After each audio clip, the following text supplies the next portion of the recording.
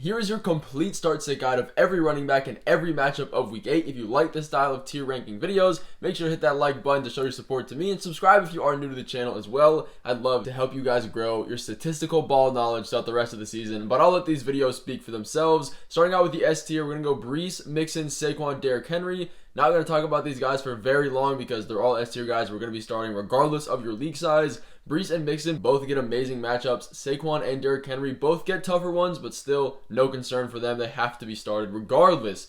Moving into the A tier though, we're going to start with Jahmyr Gibbs, who finally had a good game, separating himself from David Montgomery. Now, yes, he was dealing with injury, which gave him a little bit more work, but it was only a matter of time until Jahmyr Gibbs showed us that he is still this RB1 that we drafted him to be. You look at what he did against the Vikings, 160 total yards and 2 touchdowns. It was in a tough matchup, and that is comforting considering that he gets another really tough matchup here against the Titans run defense, who are pretty negative in points allowed to that position. But the Lions are projected to win this game by over 10 points. You can't expect them to absolutely be dominating, and you know they're not going to lean away from their run game because that's exactly who they are. They should be up and stick to that idea even if it's a tough run defense. But Bijan Robinson is going to be next here in this tier, and he as well has been breaking out in his own right, averaging 5.4 yards per carry facing the Buccaneers, which is an extremely favorable matchup to running backs. And considering all the injuries that the Bucs have gone through with Mike Evans and with Chris Godwin, you can expect that it's going to be harder for them to generate offense. The game is going to stay closer,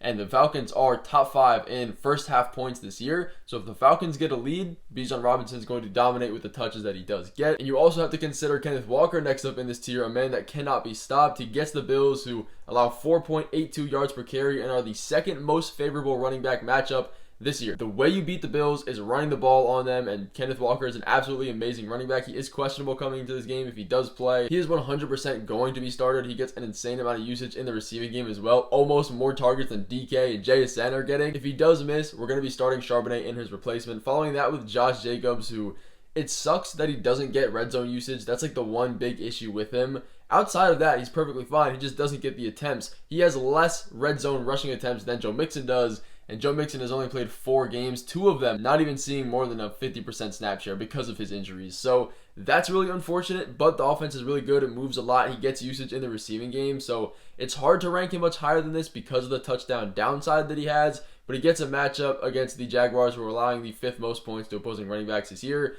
It is positive. You just have to hope that he falls in the end zone to be a top 5 running back if you want him there. But following that with Jordan Mason, he also gets a matchup against the Cowboys, which they're 10th in points allowed. They're not necessarily super positive, but they're definitely not a negative matchup by any means. Possibly more positive than you'd expect for a Cowboys defense. But he is performing a little bit slower and hasn't been in the red zone as much, which is why he hasn't been performing as well. But he has started to see more routes run out of the backfield and getting involved in that game, which is going to make his floor a little bit higher every week. And you're going to want that. He actually put up the most rushing yards the Chiefs have allowed all year. And with Debo and Brandon Ayuk both being out, you have to expect the 49ers are going to lean on their guys, and Jordan Mason is one of them. So he should get more usage because of that. Moving it down to the B tier though, we're going to be starting with Alvin Kamara. Be aware of his hand and rib injury. They're both very real coming into this matchup against the Chargers. He is questionable. He most definitely does have the odds stacked against him with Spencer Rattler and this offense not necessarily being efficient with him. Then he gets a matchup against the Chargers, which is another negative one. They're allowing the 4th least points to opposing running backs and some of the least success to that position. But if he can come into this matchup fully healthy with no injury discretion, he will be fine. He gets an insane amount of receiving work, which does keep his floor a little bit higher. But coming into the B tier though, we're going to have some red flags starting to appear with Devon Achane next up.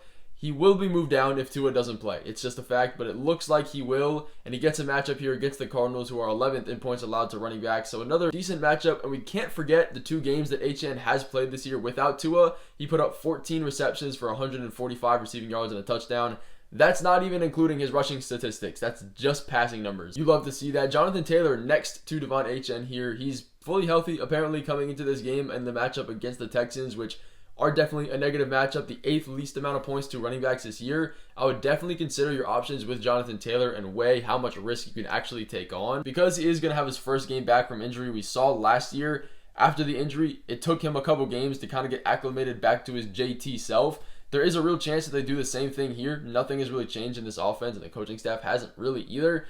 So he could come into this game and see like 60% of the snaps and not get much. He will get the valuable touches in the red zone if they get there, but there is a chance that he's not 100% good to go, even if they say he is. He was a full participant in practice on Thursday and Friday, everything is pointing towards that not happening, but you do just have to have that in the back of your mind for if you are going to be starting him. But next up, Kareem Hunt, who is proving to be probably one of the best waiver wire running back ads of the season. He has 17.2 fantasy points a game on the year, and he's insanely efficient coming into this offense and just dominating the second he gets there. In the third down snaps, the red zone roll, the receiving, like everything, he's dominating those touches.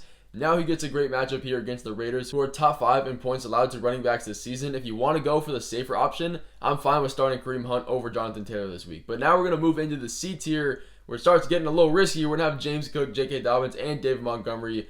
James Cook gets a matchup against the Seahawks, which is, a little bit more neutral considering they're dealing with so many injuries. The only red flag here is that coming off his injury from week 6, he doesn't necessarily look really healthy. He's on the field, he's playing, but in the second week removed from his injury, this week you should expect him to be back to that full efficiency and snap share. It's just something to note. With Amari Cooper, the Bills should absolutely be able to move the ball and just have an efficient offense, which will lead him to more touches, valuable touches, and red zone opportunities, which we like to see. Followed by J.K. Dobbins, who gets the Saints, which is the third easiest matchup to opposing running backs this year. Over the last 4 weeks, they've allowed every single running back 1 and running back 2, just backfield in general, to go over 100 yards on a touchdown at the very least. That's a good sign. He has a good number of rushing attempts. He'll probably see at the very least 16 or 17 attempts, and he gets usage in the receiving game, which gives him a nice floor from Justin Herbert as well. Monty is going to be next up here. He was dealing with injury last week, but Dan Campbell has come out and said that he will not be limited in any capacity. Dan Campbell is one of the more trustworthy coaches when it comes to media reports, so that is a plus. He does get a matchup against the Titans. Again, it's really negative as far as running goes, but the Lions should be up by an insane amount in this game, which would lead them to a more run-heavy script, so I'm really not worried about that aspect of the game. We're also going to have Swift next up here with Rachaad White and Tony Pollard in this tier. We have to continue to ride the DeAndre Swift train of just him being super efficient. Since week 4, he's averaged 22 touches a game on 4.8 yards per carry. Now he gets a positive matchup against the Commanders this week, who are likely going to be without Jaden Daniels. It's definitely going to lower the ceiling of this offense, and you can expect Mariota looked pretty good against the Panthers, but the Panthers defense is nowhere near the Bears secondary and defense in general. The Bears could easily go up in this game if Mariota does not show. That will lead to DeAndre Swift having more rushing attempts. He's already been pretty efficient on the stuff he does get, so if they're up in this game, that's only going to continue. Followed by Rachaad White. Todd Bowles says that he's just going to run with the hot hand in this backfield, and it looks like Bucky Irving won't be playing this week. So if that is true, I'm keeping Rachaad White in this tier. If Bucky Irving does play, he's definitely going to be moving down. Bucky Irving is going to come into these rankings. The good thing about Rachaad White is that last week, while everybody was healthy, he led the team in snaps. He was seeing more rushing attempts and seeing more targets. All of the valuable snaps. He looked pretty decent, so there is some light at the end of the tunnel for him. I'd definitely be more confident starting him if we didn't have Bucky Irving, though. And without Chris Godwin and Mike Evans, you have to expect they're going to lean more on the running backs and the check down game for that. And as far as Tony Pollard goes, we have him in this tier because he has a nightmare matchup against the Lions, allowing the second least points to opposing running backs.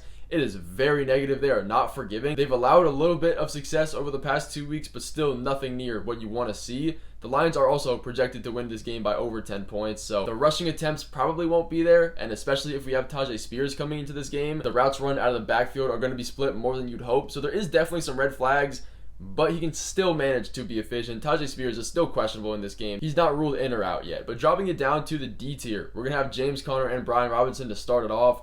Coming off another great game of 15 fantasy points for James Conner without a touchdown, that's really good numbers. But that run-stopping defense is not great, and they do allow a good amount of points to running backs. And when Kyler Murray keeps these games close or wins them, James Conner has gone over 14 fantasy points in every single one of them. Against the Dolphins defense, that isn't amazing. We possibly may have Tua. We might not. This game should be closer, which will be okay, and lead for a safer projected script for James Conner. But Brian Robinson against a tough defense in the Bears this week, likely without Jaden Daniels, also will severely lower his ceiling. But you can expect, without Daniels, that they're going to lean even more on the run game. They have been really efficient as far as an offense goes with the run, so they definitely will not be abandoning that. It's just a question of if Mariota can keep this team on the field on offense. But the Bears secondary is a lot tougher than the run defense. But moving into the next guys here, Javonte Williams, Najee, and Chua. You can't ignore the matchup. He gets one against the Panthers, who are the #1 best matchup to running backs, allowing 24.7 fantasy points per game on average. When you have Javonte coming off, a pretty efficient last 4 weeks of NFL football, a great yard per carry number, and completely switched the season around from the first 2 weeks, it's hard not to trust him in this matchup, and the Broncos should completely control this game against the Panthers. When they do control and they run the offense they want to run, Javonte is a perfectly fine running back. I do have worries for him later in the season when they get tougher matchups, so if you do have him, I would be looking to trade him after this week, or maybe right now if it's not too late and people want him for this matchup, you can sell that a little bit more. He should have a good matchup though. His floor is going to be there with his rushing attempts, and he does get usage in the receiving game. We know the Sean Payton offense loves to air the ball out to the running backs. Then we're going to have Najee, which there is some good and bad here. The good is that he's facing a significantly less percentage of stacked box defenses without Justin Fields, which makes sense. If you have Justin Fields in the offense, your number one worry is going to be the running game. When you have Russell Wilson, it's not necessarily going to be that. So he's definitely going to get more efficiency and he's going to see bigger holes. But on the downside, we have Jaylen Warren fully working back into this offense coming from his injury. He saw a 50% snap share, his first of the season last week, which led him to 12 carries. That's probably not going to go anywhere, and that's definitely going to lower Najee's upside in the tougher matchup against the Giants, who are tougher against the run than anything else. And looking at Chuba, Brooks is not returning this week, which is a positive for him, and it doesn't look like he's a game script dependent running back. In a matchup against the Commanders last week when they were down at least a touchdown in the entirety of that game, he still had 17 carries. He was saved by a rushing touchdown, but the numbers were still there, which is positive to see. Averaging 5.3 yards per carry on the season. His usage is amazing. His receiving game upside is also there. The only downside is that he has to play with Bryce Young now, and that definitely does bring some red flags because we have no idea what this offense is going to look like. Probably not much better.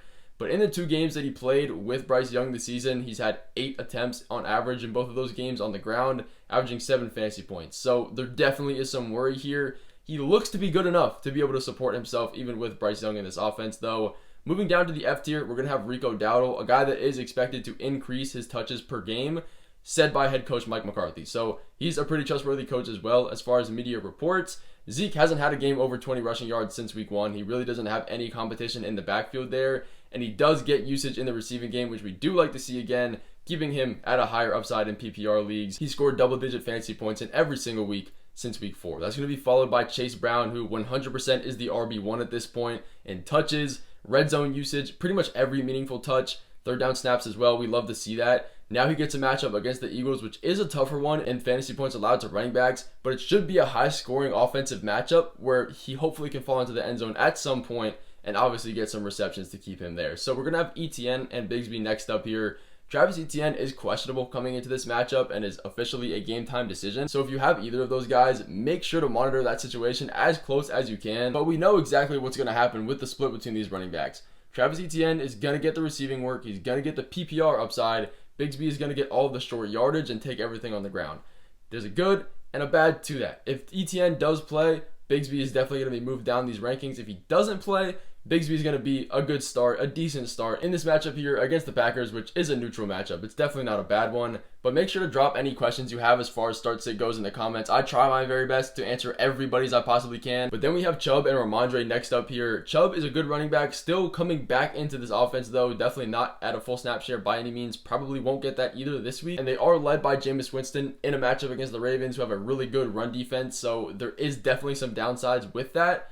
I would not necessarily be throwing him in my starting lineup, but it is still Nick Chubb. He does deserve a thought. Followed by Ramondre Stevenson, who is 100% in a 3 running back committee at this point with a terrible offensive line. If he can't own the receiving role completely, which he doesn't with JaMychal Hasty and Antonio Gibson getting looks and routes run to the backfield, there's not going to be much upside there with him. He's going to need a touchdown. But he gets a matchup against the Jets, who are extremely, extremely negative with 2 running backs. And they already played this year before. They lost 3-24, and he only had 0.3 fantasy points. So there's definitely some downsides. He can have his good games here and there, but there's also a lack of floor with him. But we're going to drop that down another tier to Jaylen Warren.